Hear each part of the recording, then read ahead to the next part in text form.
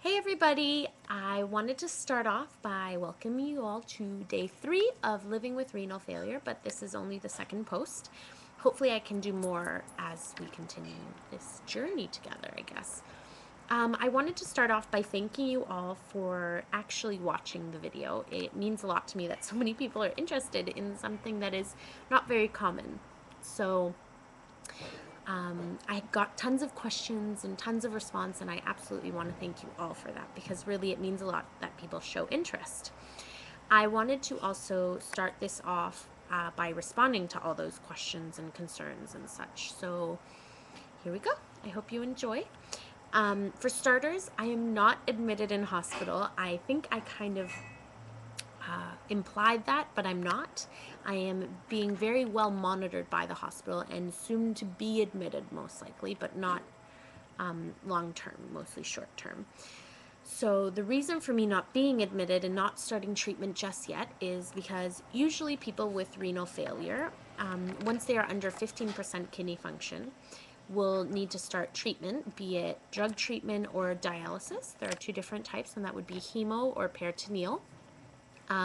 In my case, I'm under the 15% kidney function, so my one kidney is working at just about 14 points, I believe it's 4%.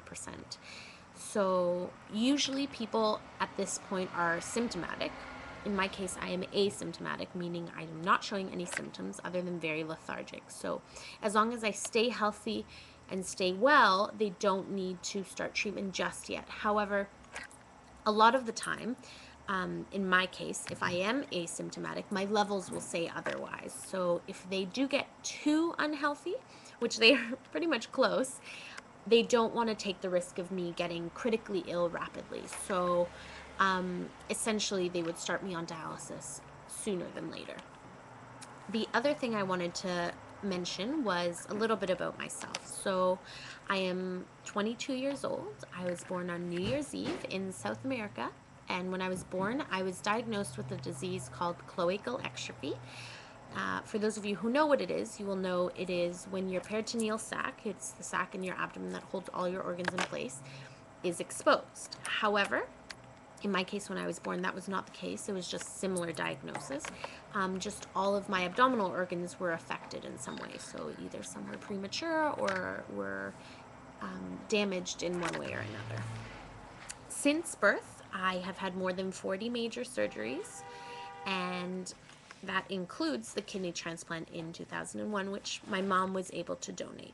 So, again, for those who don't know, you have two kidneys, and if you are able to, you're able to donate one. So, my mom, thank goodness, was a match, and she was able to give me that life saving organ. So, she gave me life twice. I'm currently at Ryerson studying ECE. I work part-time at Starbucks, and I also fundraise for a few different nonprofit groups and am on different boards and such. I feeling, a lot of people have kind of thrown that word around at me. How are you feeling? Both emotionally, physically, spiritually, all of the above. So physically, I'm feeling very good. I'm able to live my life very well right now. The only thing is, like I mentioned, I'm very lethargic. So that's one of the signs of renal failure.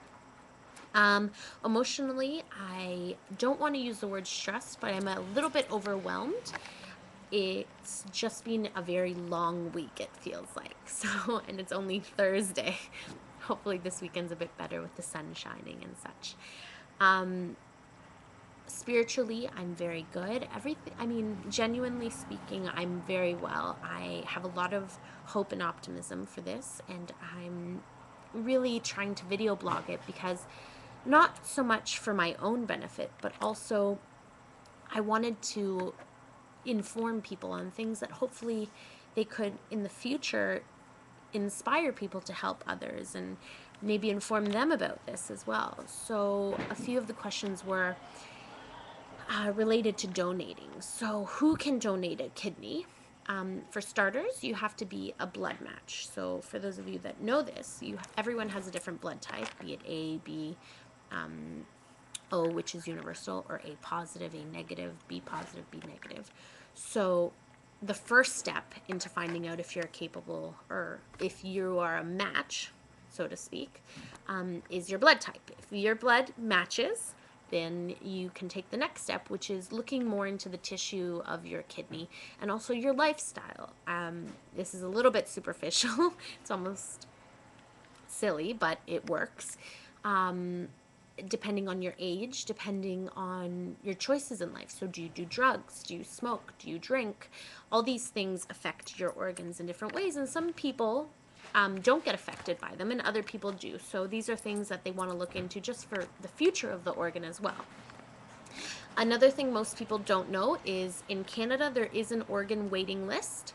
So if you do not have a live donor or a living donor, you are able to go on that list. However, most people try to avoid it because it is an 8-year waiting list for an organ. So the reason why there is a list, it's not for a living donor. It is if someone passes away, then it is called a cadaveric donor. And that person signs a card before they die and they say, hey, if anything happens, I want to donate my organs, or I want to donate to science, sometimes they say. In this case, it would be donating your organs. So that list is 8 years long for the adults, and it's much shorter for children because it's easier for children to get organs.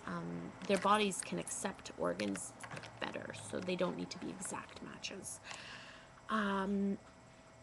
Talking about dialysis a little bit. Dialysis is a treatment used for people with renal failure. It essentially does what your organ can no longer do, which is filter your blood.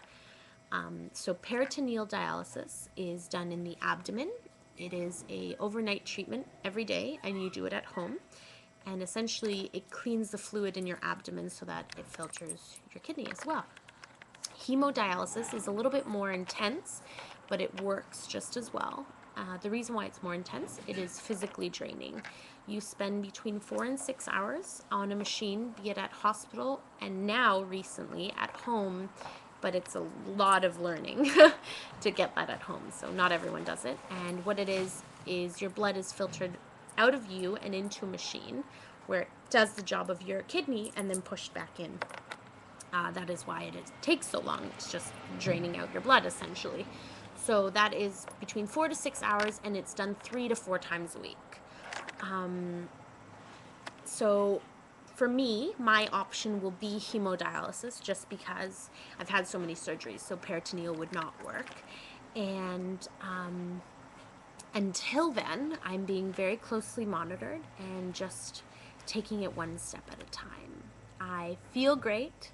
I'm out of hospital, so please do not worry. And if you have any questions or concerns, please do not hesitate to ask. I love questions. I love comments, both negative and positive. So I wanted to thank you again, and here's signing off day 3. Ciao.